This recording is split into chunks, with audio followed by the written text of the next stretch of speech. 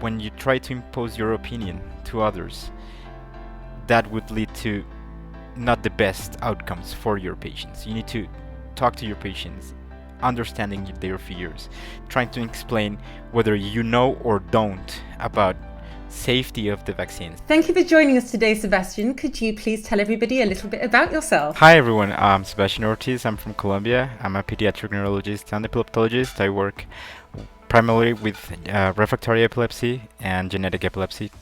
So I became a pediatric neurologist because I love neurology, but I don't like adults. So I came to the other side to go to the kids side. Discrimination, man, but okay. I guess they're cuter. Yeah, they are. Making us adults feel left out as always. But what led you to specialise in the epilepsies? Because it's a rather specific field, isn't it? Yeah, it is. Well, I have my uncle has epilepsy, and my uni best friend has epilepsy. So I want to know why they had epilepsy, or how can I help them? Because I know the pain of seeing a loved one having a seizure, and all these side effects of medications. You cannot drive, you cannot do this, you cannot do that, and I want to understand why. And then I met a kid with epilepsy, and then he became seizure free and he can ride his bike again, and I found that amazing. So that's probably why I end up in epilepsy. You're also one of the valued clinicians who actually recognises that epilepsy is not solely about seizures and seizure control, but it's actually about comorbidities such as mental health difficulties, such as autism or autistic traits, such as, physical difficulties, etc. Is that right? Yes, definitely. So patients are not only seizures, we as clinicians always aim for zero and zero seizures, but you can have depression, you can have anxiety, and you can have intellectual disability, and we often don't seek those psychiatric problems in those patients. And it's alive, as you said in your podcast. We are humans, and humans are everything, not only one disease or one specific part of your disease. In pediatric populations, we have a lot of comorbidities that are related directly to the etiology. So it's not only seizures, but the cognitive impairment or movement disorders or autistic traits that we need to address at the same time. And then also, I think often, which can be a challenge, is prioritization, right? So what is the biggest or the most significant negative not illness, but thing on this person's life, and what needs to be addressed first of all, and what needs to be addressed simultaneously. Yes, because seizures are striking. Once you have a person next to you seizing, then the only thing you care is about seizures. But when you talk to the patient, you get to see that probably the seizures are important, but not as important as being clouded because of your medications and not being able to learn at school, for example, or having a relationship because you have fears, you have anxiety because maybe you can have a seizure with your partner. So yeah, and that can be the most important thing rather than seizure control. One of the most positively impactful things for us all is education about the epilepsy, about the comorbidities, about the treatments. It just becomes quite empowering when you understand a bit more about it, because not understanding, at least to a certain degree, can lead people to believe things that aren't necessarily overly logical. And I think that kind of takes us to the topic which we were going to base this around, actually, this conversation around, which is actually the COVID vaccination and the perception of the COVID vaccination by people with epilepsy and families with affected by the epilepsies. Could you tell us about your work on that, please? Here where I work, we have authorization to vaccine children above 3. So one of the biggest thing we found in our clinic before this was released, it was, okay, will my kid have an increase of seizures because of the vaccination? Will my Dravet kid had a status epilepticus related to fever? Is it safe? I have a lot of questions.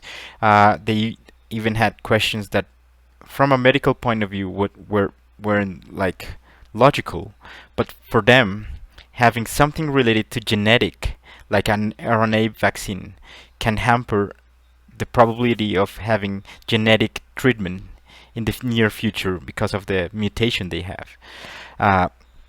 So we try to educate patients and solve the questions, because one of the things we have found is when you try to impose your opinion to others, that would lead to not the best outcomes for your patients. You need to talk to your patients, understanding their fears, trying to explain whether you know or don't about safety of the vaccines. And those who were able to get their kids vaccinated, and they were willing to offer the information to us to provide data to those who were reluctant or afraid of having the vaccination. So this study that you've done, how many patients have been involved in it, and over what sort of spectrum, age, refractory epilepsy, types, different types of genetic or non-genetic epilepsies, how do they vary? So it's a very heterogeneous group. We have patients above 3 and below 18. We have controlled epilepsy patients. We have refractory epilepsy patients. We have genetic patients, and we have this the surgical following up of patients that we have to perform surgery, because everyone with epilepsy has their own fears. Not only those who are controlled, others then had surgery and say, okay, I don't want to get vaccinated if I have the risk of having another seizure. So it's a very heterogeneous sample. And how long did it take you to do this study? We started in November last year, and we ended up recruiting patients in March. What were the challenges in this study? Our biggest fear was, if we have a seizure related temporarily to the vaccine, how can we establish if this seizure was related directly to the vaccination rather than the seizure frequency of that particular patient, for example. Mm-hmm. And the other one is that you need to rely on the seizure diary or the memory of the patients and said, okay, my last seizure was 2 weeks ago and my vaccination was 3 weeks ago. Fortunately, we have these cards on vaccination. We know the exact date, but we didn't know because we are depending on patients and caregiver recall on the dates of seizures. But it's the best that you can do, right? You can't be next to each patient 24 hours a day.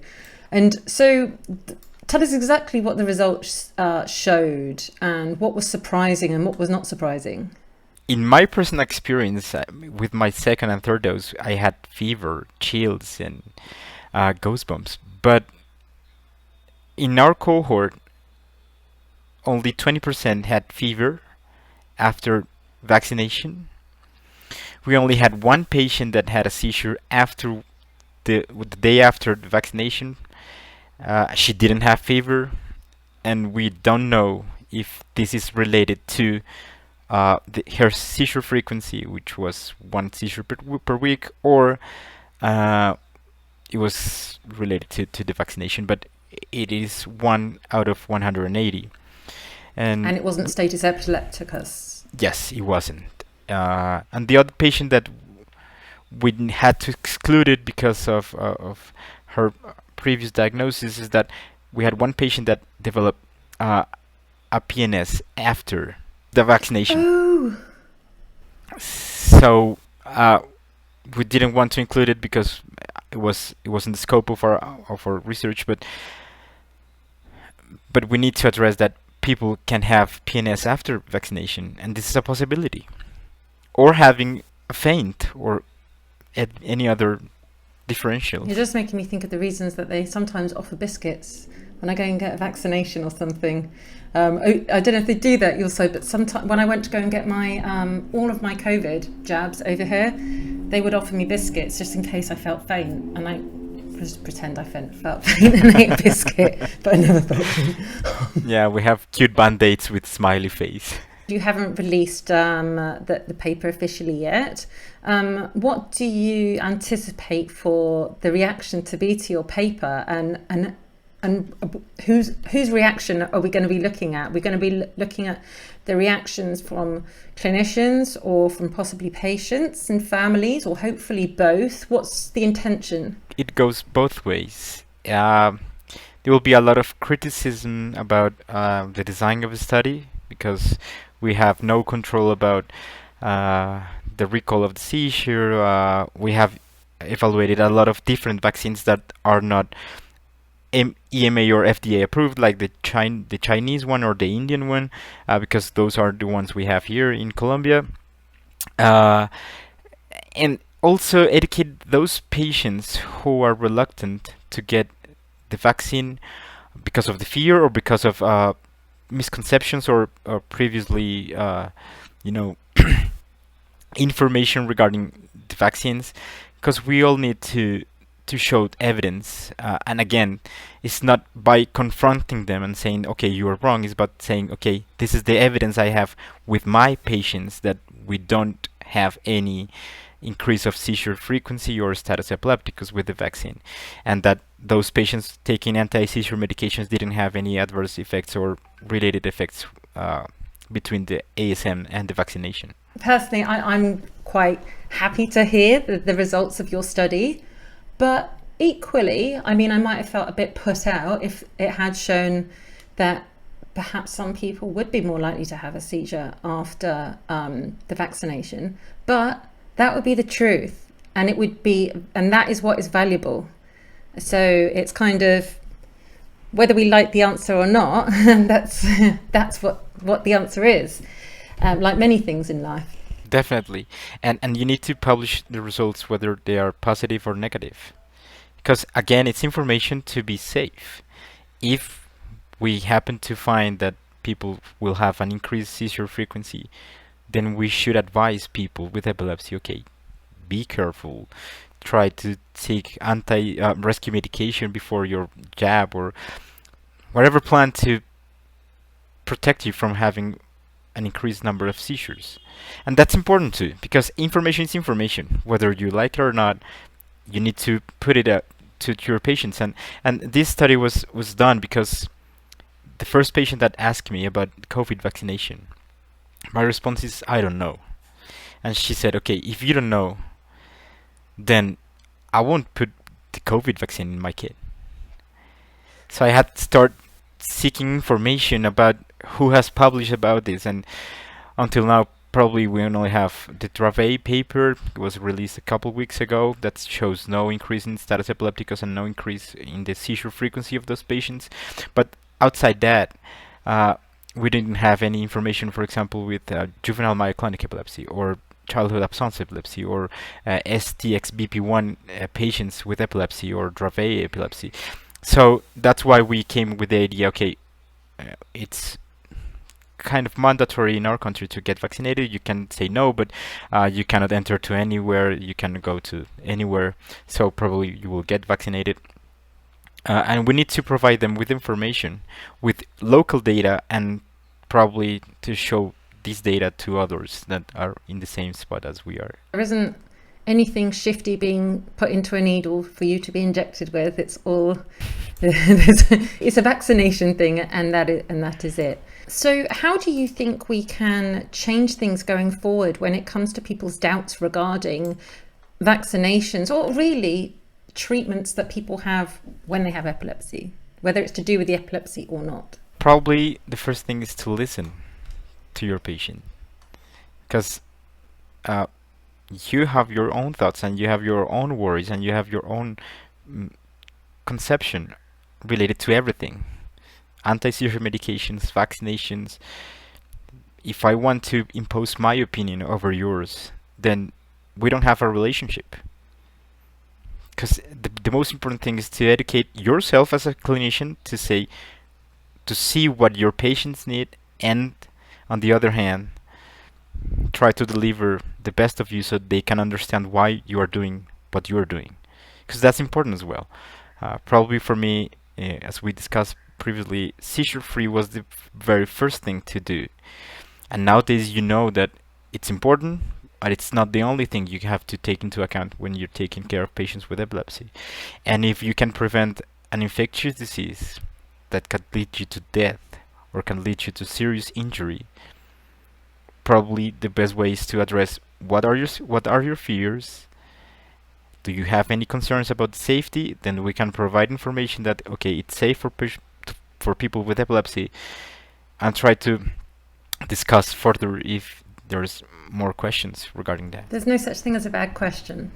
Yes, exactly. There's no bad questions. Depression, anxiety. We have seen in a recent paper that 25% of adolescents with epilepsy after the pandemic have at least moderate or severe depression or anxiety. How are we addressing that? And this anxiety can be related to, for example, COVID. And if I can say them, it's safe for you to get your vaccine, probably your anxiety can ameliorate at least a little bit. Or it can be actually, sometimes from people I've spoken to, it could be like the anxiety of a parent which comes down onto the child. So the child might say, okay, do you know what, I want to get the jab. But the mum and dad's like, no, you're not getting that because it might do this and that. And they feel stuck between a rock and a hard place. And that is so anxiety inducing, which can then cause seizures and And in the end, the issue of having kids on the clinic is that the decision is often taken by their parents or their caregivers, not by their own patients, and especially those who are affected by intellectual disability or autism spectrum disorders. They often don't get the chance to be asked, and they must be asked, even though you know the response can be childish or whatever. It doesn't matter. They have a voice, and they need to speak out. I'm so happy that you said that, because I think often people in those sort of situations, they might not be used to actually being asked things. It can often be their loved one, their mum, dad, their carer, whatever, who's asked the question, and they're just almost like disregarded. But even if they don't say anything the first or second time that you address them, knowing that what they have to say or what they think or what they want to communicate is valuable, that is invaluable. Yes, and for example, for seizure semiology, who's the one having a seizure? So you need to address the thing that we used to call aura, because if you don't ask the aura, only the parents will tell you the tonic-clonic phase of the seizure. Right. So patients have a voice. There are certain circumstances where they can't, and that's acknowledgeable, but in the end, you need to do your best to understand who are you treating.